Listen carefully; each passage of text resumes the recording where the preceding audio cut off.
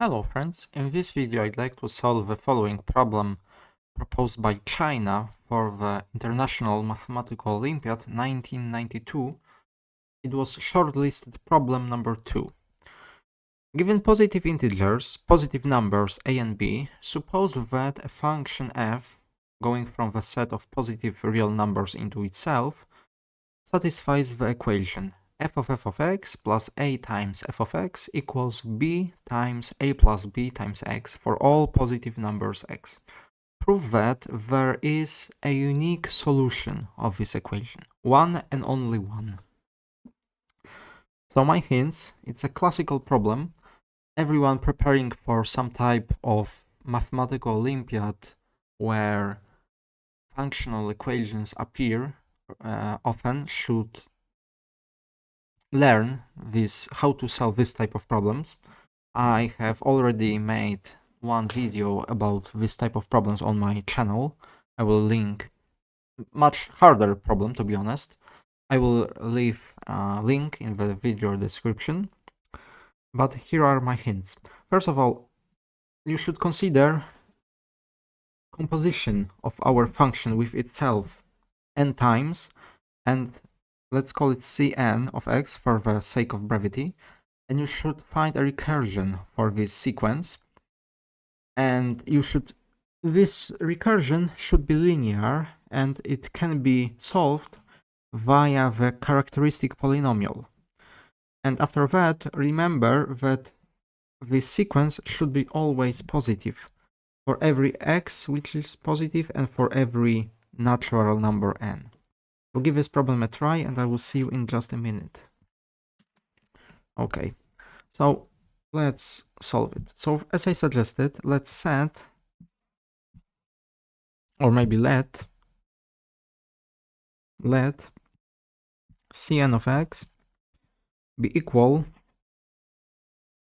f composed with itself n times of x for natural number n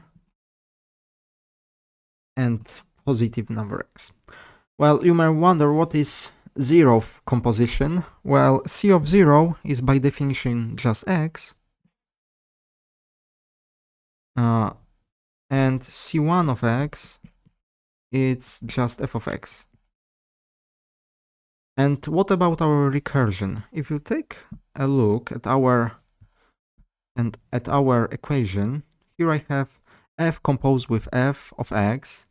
If instead of x I put f of n minus 2, I will get, maybe, you know what, maybe I will write it there. So setting or changing x to f composed with itself n minus 2 times, we have the following. We have the following. On the left hand side, we have f composed with itself n times in total, with Cn of x, plus a Cn minus 1 of x equals b a plus b Cn of x. That's very helpful, because that allows us to write our recursion in full. So our recursion looks like that. C0 is x, C1 is f of x, and Cn of x plus a Cn minus 1 of x minus b times a plus b times Cn of x equals 0 for every natural number n. Greater than or equal to for n 2, 3, 4, and so on. Very well. Now we need to solve this. First of all, this recurrence, this recursion, is linear with respect to n.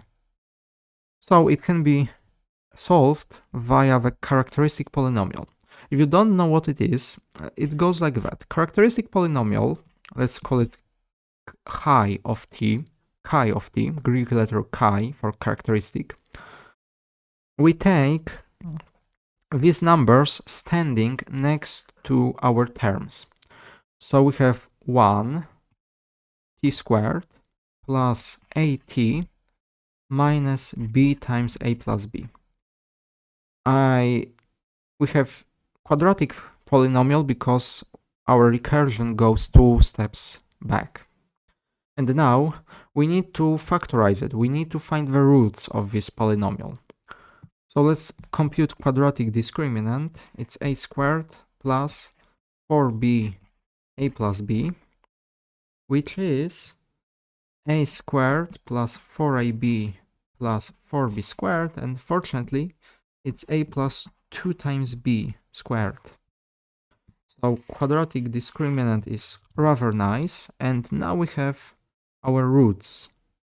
Roots of chi are the following. I will call them, you know what, I will call them alpha and beta. Alpha equals minus a minus 2b over 2, which is minus a plus b. And beta, second root, is minus a plus square root of the discriminant. So our second root is just b. Very well. And what can be said about these roots? Well, we see, let's maybe write it in pink. Notice that absolute value of alpha is strictly greater than absolute value of beta. Why is that? Because a and b are positive integers. So, by the general theory of solving linear recursions, we know, it's a powerful fact, we know now that our solution, our general form, Cn of x, can be written as follows. Some function of x, but not dependent on n, times first root to the power n, plus b times x times second root to the power of n. Maybe I should have also noticed it can be written like that if roots are different, but they are. It's rather obvious that alpha is not equal to beta, because one is positive, second one is negative. Very well. Now, how to find ax and bx? Well, ax and bx can be found using the boundary conditions, using these two conditions. But I need a new page first.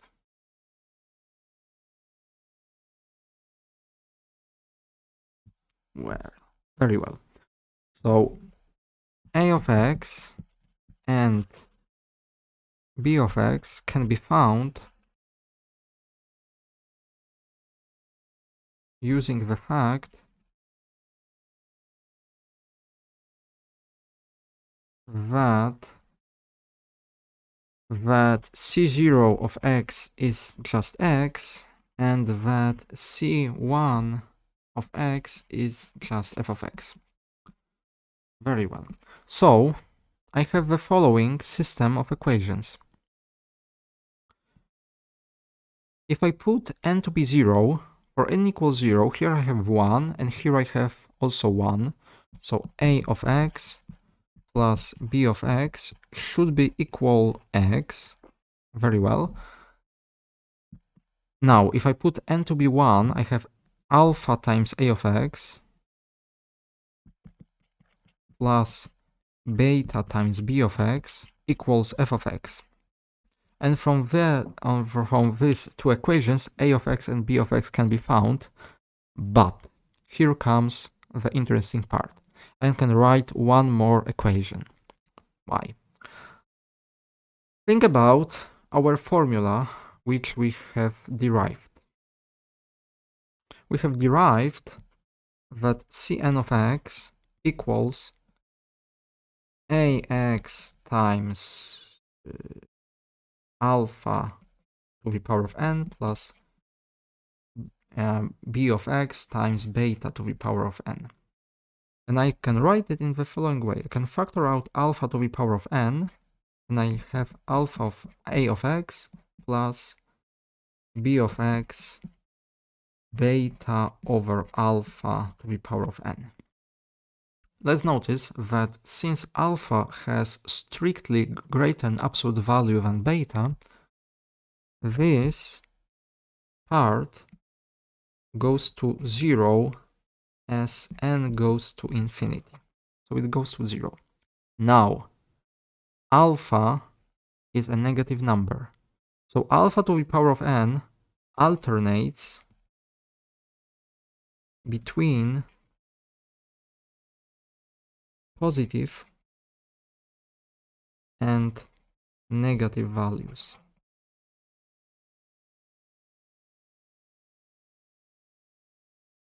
And that means that a of x must be 0. Why? Because think about it. If a of x is not 0, this is some number, positive or negative, whatever. This, for sufficiently large n's, this part goes to 0. So for sufficiently large n's, this entire parenthesis will be either positive or negative. Okay. But this part alternates between pluses and minuses. So for sure, for sufficiently large integers n, this entire expression is guaranteed to be negative. It's guaranteed. And it can't be. It can't be because if we look back, our function goes to the set of positive numbers. So it can't be negative. So maybe I will write it. So if a of x is not 0, then Cn of x is negative for some sufficiently large integer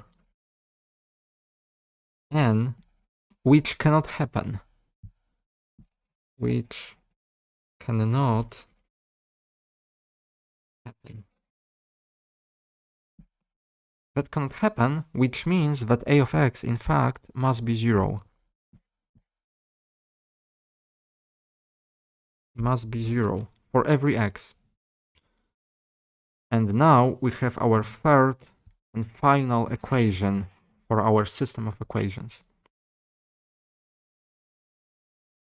So we have a of x plus b of x equals x, alpha times a of x plus beta times b of x equals f of x, and finally a of x is 0. And that will tell us something about connection between f of x and x. Because, well, since a of x is 0, from the first equation, we see that b of x is just x. So we can put it in our second equation. And our second equation becomes a of x is 0. What was beta? If we go back, beta was just b. So b times x equals f of x. And that means that can be only one solution. Our function f must be linear and its slope must be b. So, and now, verification. It's important to verify that this function really satisfies our equation. Verification. Verification. On the left-hand side of our equation, we have, maybe write it in different color. Left-hand side, we have f of x. Let's look back because I don't remember.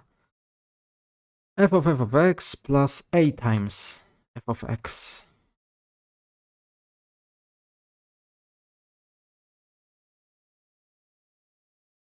And it is b squared x plus abx, and on the right hand side we have, if I am not mistaken, it was b times a plus b times x, which is obviously b squared x plus abx. It checks out. They are the same. So now we know that we have only one and only one solution. The only solution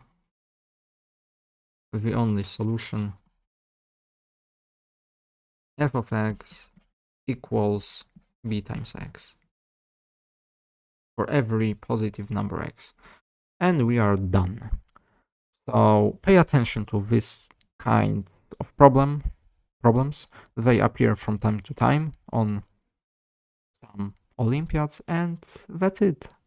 Thank you for watching, thank you for sticking with me, thank you for hearing my talk, and I will see you next time. Have a nice day and goodbye.